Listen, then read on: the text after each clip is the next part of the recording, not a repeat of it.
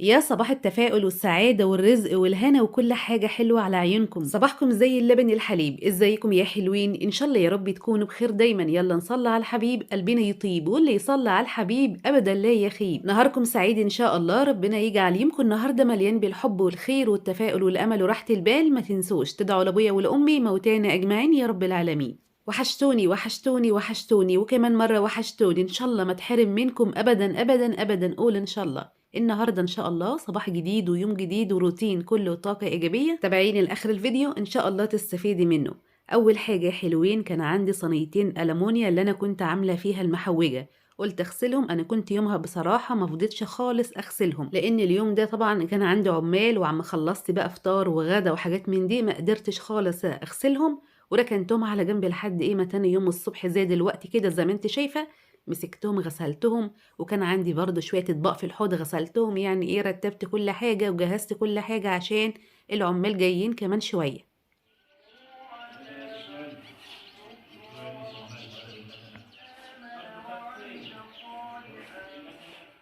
تعالوا بقى يا حلوين نحضر الفطار عشان العمال جم. اول حاجة هعمل لهم النهاردة شكشوكة البيض. قطعت كده بصلة صغيرة تقطيع صغير وشوحتها كده في شوية زيت، وكمان قرن فلفل اخضر مقطعه برضو ايه صغير كده. ونشوح كل الحاجات الحلوة دي. وكمان حطيت كده حتة تومة مفرومة. ونشوح نشوح ونقلب نقلب. والنار طبعا ما تكونش ايه عالية قوي.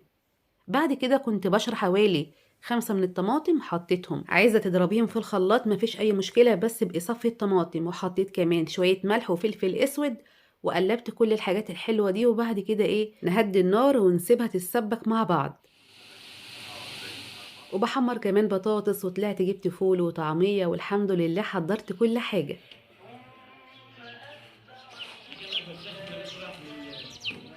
يا صباح الشموسة الحلوة اللي منورة الدنيا كلها. شايفين الشمس حلوة ازاي؟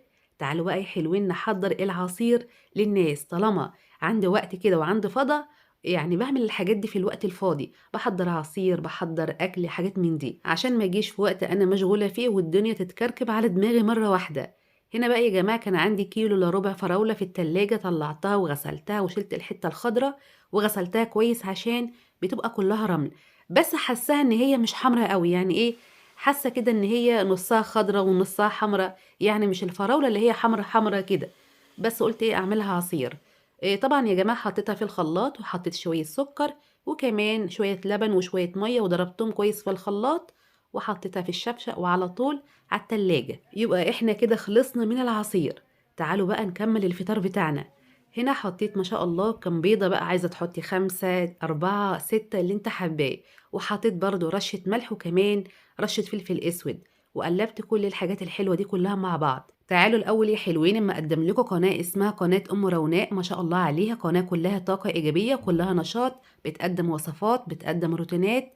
يعني ما شاء الله هتلاقوا عندها كل حاجة. عايزاكم تروحوا لها القناة وكمان تشجعوها وتعملوا لها مشاهدة، وكمان تعرفوها ان انتوا رايحين من عند ام ميدو. الناس الحلوة دي يا جماعة عايزين نقف جنبها، عايزين نشجعها، عايزين نعرف الناس بيها. روحوا لها القناة واعملوا لها اشتراك. هسيب لكم صاحبة القناة تعرفكم على نفسها. ست بسيطة وجميلة وزي الفل. ربنا يوفق الجميع يا رب، اللهم امين. السلام عليكم ورحمة الله وبركاته. اللهم صل وسلم وبارك على سيدنا محمد وعلى آله وأصحابه أجمعين. نصلي على الحبيب قلبنا يطيب، نصلي على الحبيب شفاء بلا طبيب.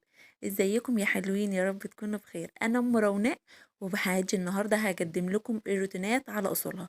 هعلمك يا حبيبتي ازاي تنظفي بيتك ومطبخك وتخلي بيتك كده فل. وهعلمك برضو انك تعملي اكلك بكل بساطة وبأقل امكانيات عندك. هخليكي برضو تهتمي بمطبخك، وهعرفك ازاي تخلي مطبخك نظيف على طول، ما يتراكمش فيه دهون ولا اي حاجة. هعرفك ازاي تنظمي يومك وتنظفي شقتك. انا بس ما مش بعلم حد، انا بس يعني ايه بديكوا طاقة ايجابية. متنسوش بقى تعملوا لايك وشير وتشتركوا في القناة. ربنا يوفق الجميع يا رب، اللهم امين. ما تنسوش يا حبايبي تروحوا لها القناه وتعملوا لها اشتراك. تعالوا بقى يا حلوين نكمل الفيديو بتاعنا. طبعا انا غرفت طبقين شكشوكه. اول طبق قبل تقديم القناه، ودي تاني طبق بعد تقديم القناه. ما شاء الله على الفطار، فطار يفتح النفس. هو ده الفطار الصح الصح. يا سلام على الفطار يفتح النفس. هو ده الفطار اللي انت تاكليه وتقومي تشوفي اللي وراكي. هو ده الفطار اللي بيسند ويقوي. مش جبنة رومي ومربى ولانشون، لأ الحاجات دي ما تمشيش معانا خالص، إحنا ناكلها من هنا وبنجوع من هنا. إحنا عايزين حاجات تسندنا كده. هنا طبعًا يا جماعة كانوا المحارين هنا بيمحّروا الأوَض، وطبعًا عملت لهم الشاي على طول. يالّا يا حلوين نحضّر الغدا على طول عشان ما اتأخرش. النهارده غدانا سمك مشوي وكمان بتنجان مشوي وكمان شوية رز صيادية من اللي قلبك يحبهم. أول حاجة قطعت هنا بصلة تقطيع صغير. طبعا كل مرة كنت بقطع يعني إيه بصلة كده كبيرة أو بصلتين، لا أنا بعد كده بص بقى يعني إيه بقلل في البصل خالص. يعني المحشي اللي أنا كنت بعمله مثلا بقطع له 4 بصلات أو 5 بصلات، دلوقتي عنت بقطع له بصلتين. يعني عنت بقلل في البصل خالص يا جماعة عشان غالي، الله المستعان. هنا بقى يا حلوين كنت حطيت شوية زيت في البصل وحمرت البصلة بس ما حمرتهاش قوي، يعني ايه ما حبيتش اغمقها. وحطيت شوية المية بعد ما البصل احمر شوية، وكمان حطيت شوية ملح وكمان شوية كمون ورشة بسيطة من القرفة. الرشة دي بتخلي الرز بتاعنا ما شاء الله بألف هنا زي العسل. البتنجان طبعا بتاعنا انا هشوي 3 بتنجانات، شلت واحدة وحطيت التانية. هنا كنت غسلت الرز كويس وبعد كده حطيته في المية بتاعته. طبعا انا حسيت ان المية كتير شوية فنقصت من المية، لان انا دلقت المية كده مرة واحدة. هديت على الرز شوية عشان يتردد وبعد كده ايه غطيته. تعالوا بقى اما نحط لهم عصير فراولة اللي احنا عملناه الصبح. طبعا يا جماعة هم اول ما بيجوا الصبح بعمل لهم اي حاجة سخنة زي نسكافيه او ينسون، المهم بعمل لهم اي حاجة سخنة الصبح، لانهم اول ما بيجوا ما بيفطروش على طول، ممكن يقعدوا ساعة او ساعتين من غير فطار. فبعمل لهم اي حاجة سخنة الصبح. ربنا يعينهم يا رب ويعين كل واحد على اكل عيشه، وربنا يرزقهم الرزق الحلال يا رب اللهم امين.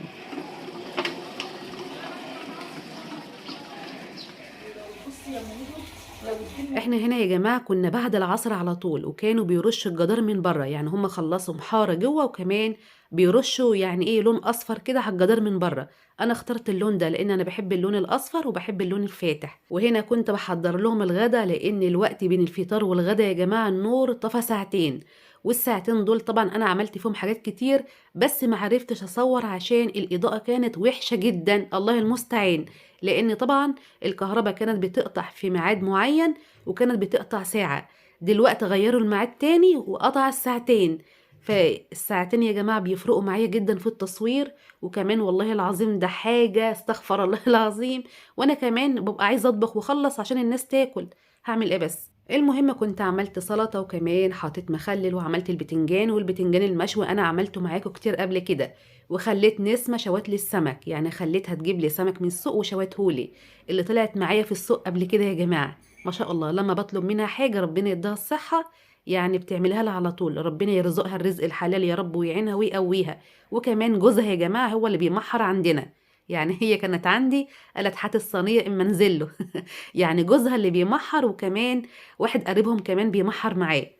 فهي خدت الصينية قالت هاتها يا مميدو انا ايه هنزل لهم الاكل. جوزها اخد منها الصينية، ربنا يعينهم ويقويهم يا رب اللهم امين.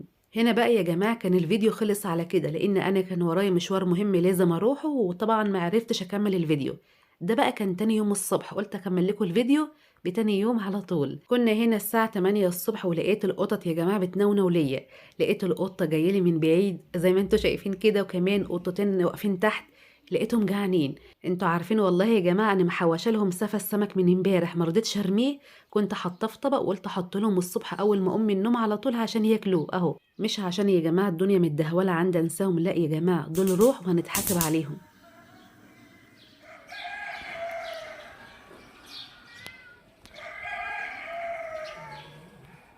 صباح الهنا عليكم، صباح السعد، صباح الجمال عليكم. طبعا ده يا جماعة تاني يوم الصبح زي ما قلت لكم.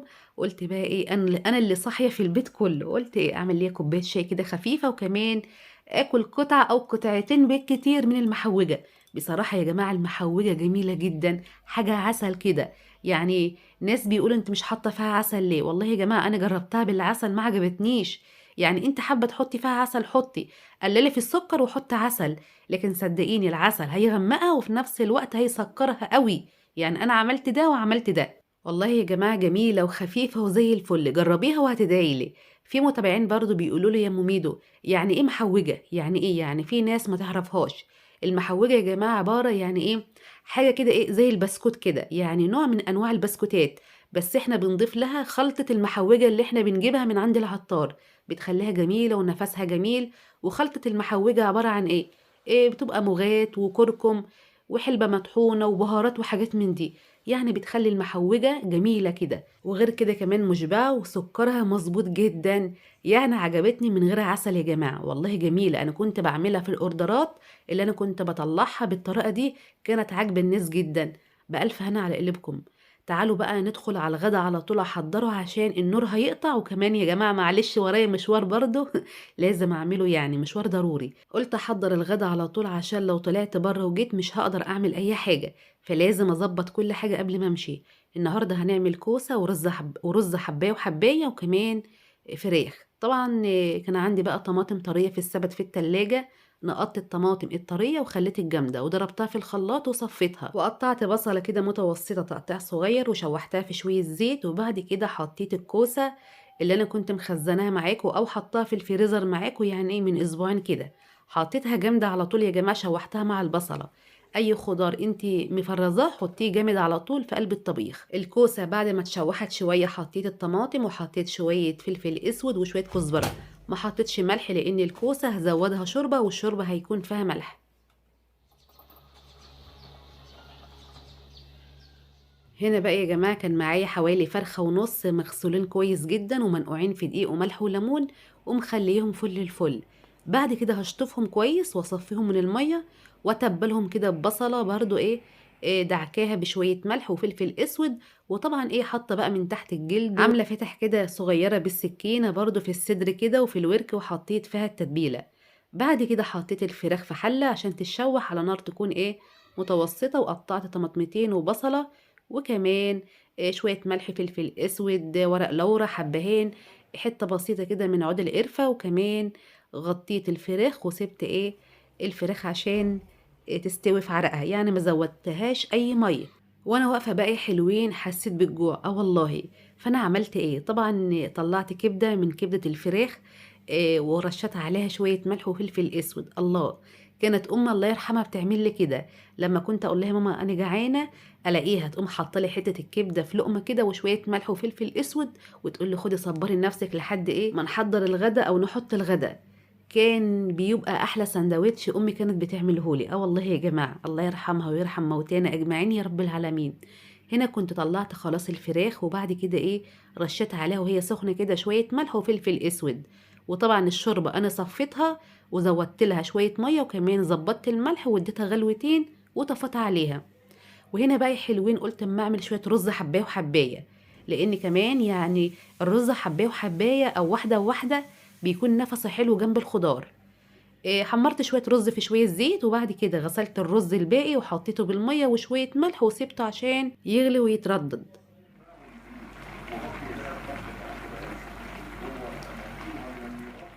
الكوسة يا جماعة أنا سِبتها تتسبّك مع الطماطم كده تاخد وتدّي بشكل وِدّي عشان تشرب منها، وبعد كده هازوّدها شوربة فراخ. والله يا جماعة يعني أنا باسجّل لكم الفيديو ده وأنا حاسة إن أنا هبطانة، يعني باتكلّم بالعافية، يعني مش عارفة مع إنّي واكلة والله بس إكمنّي عندي شوية شغل بس اليومين دول، فطول النهار واقفة على رجليّا، فطبعًا ما فيش راحة يعني خالص اليومين دول. بس الحمد لله على كل حال أنا برضه فرحانة وعندي طاقة إيجابية، بس أكيد يعني بنيجي آخر النهار بنهنِّج بقى، يعني عايزين نرتاح وعايزين ننام عشان نجدد الطاقة بتاعتنا عشان نكمّل تاني يوم وتالت يوم وهكذا، وهكذا، وهكذا. فيعني الحمد لله على كل حال، ربنا يديكم الصحة ويديني الصحة يا رب اللهم آمين. طالما حاجة على مزاجي وحاجة أنا فرحانة ليها، والله العظيم ربنا بيقوّي وربنا بيسند، الحمد لله على كل حال. كان عندي بقى شوية أطباق كده غسلتهم على طول عشان بس الحوض ما يتكومش فيه مواعين. وتعالوا نزود الكوسة بتاعتنا شوية شوربة. ما شاء الله شوية شوربة إنما عسل، وشوية كوسة إنما عسلين. اديتها غلوتين وبعد كده هاطفي عليها. الكوسة باحبها لفة كده، ما باحبهاش غرقانة في المَيّة أو الشوربة عشان يبقى لها طعم. الرز بتاعنا الجميل الحلو ده يعني قلّبته وخلاص كده استوى بقى زي الفل، وتعالوا نغرف عشان نتغدى. طبعًا يا جماعة في الوقت ده كنت باحضّر الغدا، رُحت مشواري وقضيته وخلاص والنور قطع طبعًا. قعد ساعتين واضطريت إن أنا أستنى عشان أكمّل بقية الغدا والتصوير، والله العظيم يا جماعة قطع النور ده خانقني، خانقني، خانقني ومعطّلني، يعني بيفرقوا معايا جدًا في الوقت، يعني وكمان بنبقى عايزين يعني ناكل بدري، فساعات باضطر إن إحنا يعني إيه، أتأخّر شوية أو أقوم الصبح أطبخ على طول عشان نلحق نتغدى، عشان بس إيه، شغلي والتصوير واللي أنتم عارفينه واللازم منه، بس هنعمل إيه، الله المستعان. كنت حمّرت بقى يا جماعة الفراخ بحتّة سمنة بلدي كده تحت الشواية في الفرن، وادي الكوسة والمخلل، والحمد لله على كل حال. وده كان آخر الفيديو، أتمنى من كل قلبي يكون خفيف عليكِ واستفدتِ منه وطلعتِ منه حتى ولو بفكرة بسيطة قد كده. أتمنى كمان لو أول مرّة تشوفوني أنا أم ميدو ودي قناتي، ما تنسيش تعملي اشتراك ولايك وشير. مع ألف سلامة حبايبي، باحبكم في الله.